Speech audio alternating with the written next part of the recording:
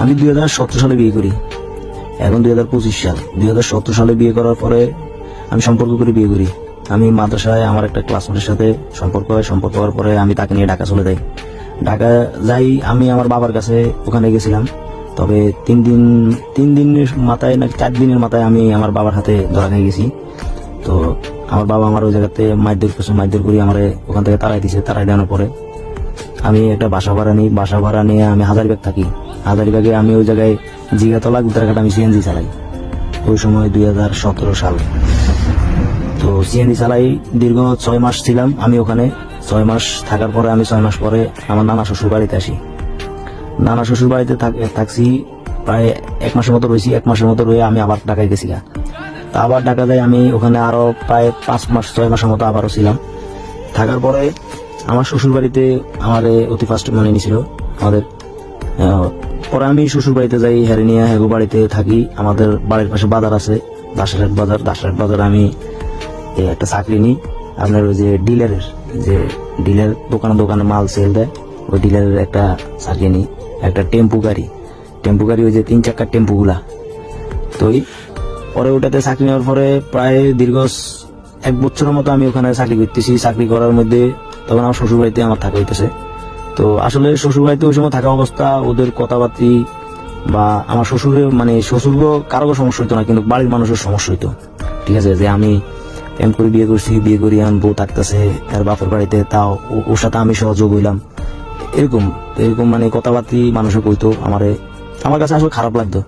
তো খারাপ লাগার কারণে পরে আমি একটা বাসা ভাড়া নিই আমাদের বাড়ির পাশে যে বাজারটা, ওখানে একটা বাসা ভাড়া নিই। তো আসলে এতদিন পর্যন্ত আমার ওই যে টেম্পুর চাকরিটা ছিল যেটা করতাম, ওটা আসলে এর ভিতরে এখানে আরো অনেক কাহিনী আছে যে এর ভিতরে ওই চাকরিটাও আমার জায়গা। তো যাওয়ার পরে আপনাদের কই আমি তখনও আপনার গলি স্টার্টিং 4 চাকা চালাইতে পারতাম, কিন্তু আমি ম্যানুয়াল চালাইতে পারতাম না।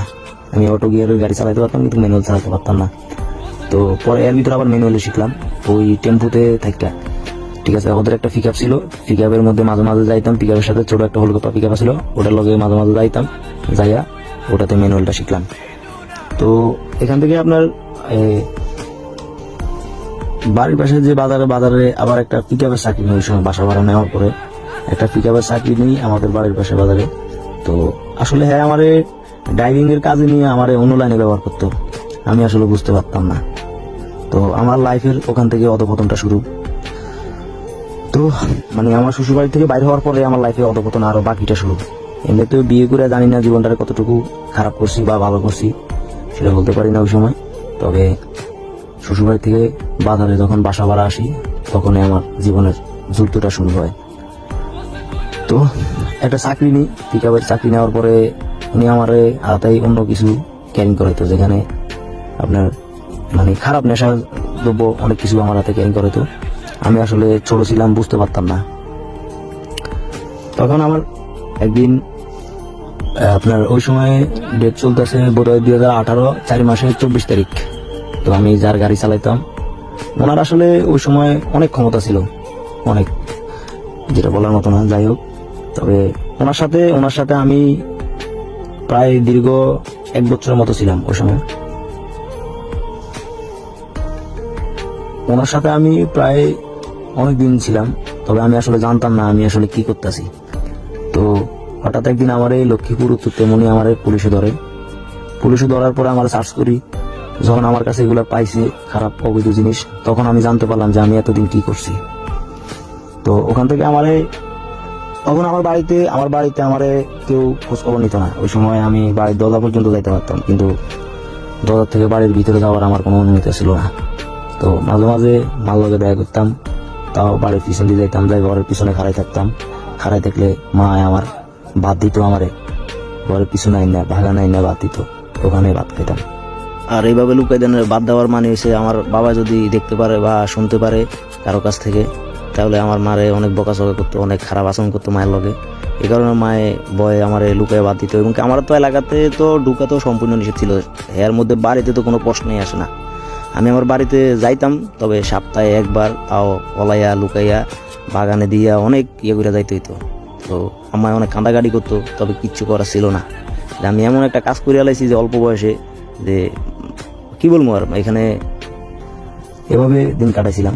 তো হঠাৎ একদিন যখন আমার লক্ষ্মীপুর পুলিশে ধরে, তখন শুক্রবার ছিল ওই দিন সন্ধ্যাবেলা পুলিশে ধরার পরে আমি এমনিতে বাড়িতে ফোন দিতাম, প্রতিদিন ফোন দিয়ে মার লগে কথা কইতাম, মার লগে এমনি প্রতিদিন কথা, কিন্তু হঠাৎ করে যেন সন্ধ্যার পরে মারে ফোন না দেওয়া হয়েছে, না দেওয়ার কারণে আরো ফোন পাইতেছে, আমায় বন্ধ কি আমার ফোন দিতেছে না, আমায় ফোন দিয়ে দেখলো যে আমার নাম্বার বন্ধ। তো আসলে হ্যাঁ, এক সপ্তাহ আগে আমাদের ঘরের সিমও শেষ করছিল, নতুন সিম ছিল, নাম্বারটা আমার মুখস্থ ছিল না। আমার যখন পুলিশে ধরে লইয়া গেছিল, আমার অনেকটা অপশন দিছিল ছাড়াই নেওয়ার লাগে। তো আসলে আমি যখন যা চাকরি করতাম, যা জিনিস লইয়া আমার পুলিশে ধরছে, আমি হ্যাঁ ফোন দিছিলাম, কিন্তু হ্যাঁ আমার সাথে নগদে পোল্টি লয়ে লাগলো যে হ্যাঁ আমার চিনেই না, ঠিক আছে। তো আমাদের বাড়ির সিমের নাম্বারটা আমার মুখস্থ না থাকার কারণে আমি হয়তো তাৎক্ষণিক সাথে সাথে পুলিশকে বাড়িতে ফোন দিতে পারি নাই, আর ওখান থেকে ছুটতে পারি নাই। তো আমার ওখানে আসলে 2 দিন প্রায় লক্ষ্মীপুরে আমার 2 দিন ডিমান্ডে রাখা হয়েছে। তো রাখার পরে আসলে আমি এমন একটা গিরের কলের মধ্যে আটকে গেছি যে আমি যে হ্যার কথা বলবো এই ধরনের সিচুয়েশন আমার কাছে ছিল না, কারণ আমি আমার ফ্যামিলি ওই সময় বাজারের মধ্যে ভাড়া থাকে, ঠিক আছে, বাসা ভাড়া, এবং কি হ্যাঁ আমার বাসাও চিনতো। যদি হ্যাঁ আমি যখন হ্যাঁ ফোন দিছিলাম যে হ্যাঁ আমি হ্যাঁ তো আমার পোল্ট্রি লইছে, এবং কি হ্যাঁ সাথে আমার সাথে মাঝখান দিয়ে একদিন কথা হয়েছিল যে যদি আমি কখনো হ্যার কোনো কিছু নিয়ে বিপদে পড়ি তবে আমি যাতে তার নাম না বলি। তবে আমি আসলে এই কথাটা আমাকে কেন বলছিল, কি কারণে বলছিল, আমি আসলে এটাকে ভালো করে খুঁজে নিইনি। তবে আমার বয়স খুব কম ছিল, আমি এত বুঝতাম না ভালো করে। বিয়ে করছি ঠিকই, হয়তো আবেগের বিষয়ে বিয়ে করে লাইছি, কিন্তু আমি এত ভালো বুঝতাম না, তখন আমার জ্ঞান বুদ্ধি হয়তো এত ভালো ছিল না।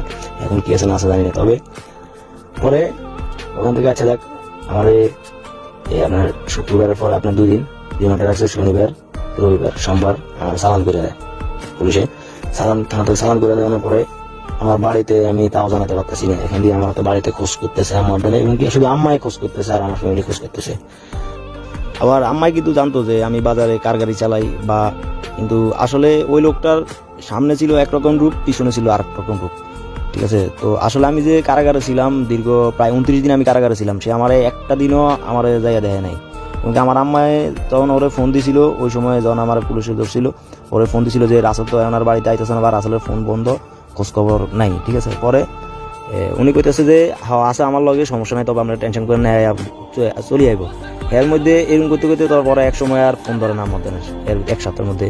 তো আসলে পরে ফোন না দেওয়ার কারণে পরবর্তীতে ওনারা অন্যভাবে ব্যবস্থা নিয়ে অন্যভাবে খোঁজ লইয়া যে আমি কই আছি, কারাগারে আছি, কারাগারে খোঁজ লইয়া কারাগারে গেল। তো আমায় যখন জানতে পারছে যে আমি লক্ষ্মীপুর কারাগারে আছি, পরে আমায় ওখানে গেল সবাই নিয়ে, আমার ফ্যামিলিকে নিয়ে, আমার বড় বোনকে নিয়ে, আমার আব্বাও গেছিল। তবে আব্বা আমার ভিতরে দেখতে যায় নাই, যেখানে দেখা করে বাইরে ছিল। তো ওখান থেকে বাড়িতে আসলে মানি না, আমার প্রতিদিন দেখতে যাইতো, আবার মাঝে মাঝে একটা গ্যাপ যাইতো, 2টা গ্যাপ যাইতো, তবে সবসময় আমার আম্মাই দেখতে যাইতো আমার। যার কারণে আমি মামলা খাইছি, সে তো আমার একদিনও দেখতে যায় নাই, এবং কি কখনো খোঁজ খবরও নেয় নাই। তবে তারা এটার খেসারত আমার দিতে হবে, এটা কিন্তু বাস্তব, মাঝখান দিয়ে কইয়া দিলাম কথার ভিতরে। তবে হয়তো আমার চাপে পড়িয়া মনে করেন না আমার বাড়িতে জায়গা দিতে পারতাম না, বা অনেক রাগী মানুষ ছিল, এই কারণে আবার মনে আমার প্রতি খুব কষ্ট, অনেক কিছু আমার জানা পাইছিল, এই জন্য আমার তেজ করে দিছিল। আসলে উনি নিজের মুখে উনি বলতো যে আমার তেজ করছে, আর আসলে কি উনি তেজ করছে কিনা সেটা আমি বলতে পারতাম না। তবে ওনার মুখের কথার কারণে আমি এলাকার মানুষও জানতো যে সত্যি সত্যি আমার তেজ করে দিছে। আর এলাকার মধ্যে এই কারণে মানুষের কাছে সাপোর্ট পাইতাম না, কারণ আমার বাবা আমার সম্পূর্ণ এলাকার মানুষের হাতে ছাড়াই দিচ্ছে যে আমি এলাকায় যদি ঢুকি আমার যাতে এলাকার মানুষে তাড়াই দেয়। তবে এই কারণে আমি এলাকার মানুষের কাছে সাপোর্ট পাই। যাই হোক, তো এভাবে আর কি, যে পরবর্তীতে যখন আমি জেলে যাই, জেলে যাওয়ার পরে দীর্ঘ 1 সপ্তাহ পরে আমার বাড়িতে খবর পায়। তো পরে ওখান থেকে জানাইলাম, বাড়িতে জানানোর পরে এরা ব্যবস্থা নিল, ব্যবস্থা নিয়ে এরপর উকিল টুকিল ধরলো, উকিল টুকিল ধরে তারপরে জামিন করছে, জামিন করে এবং কি এরপরে আমার ফ্যামিলি বাড়িতে মানি নেয় ওখান থেকে। তো আর কি জীবনে এই ঘটনা ঘটে গেছে। শুধু এখানে সমাপ্ত না, এখানে আরো অনেক কিছু আমি শর্টকাটে বানিয়েছি, যাতে শর্টকাটে শেষ করা যায় ওইভাবে শর্টকাটে বলছিলাম।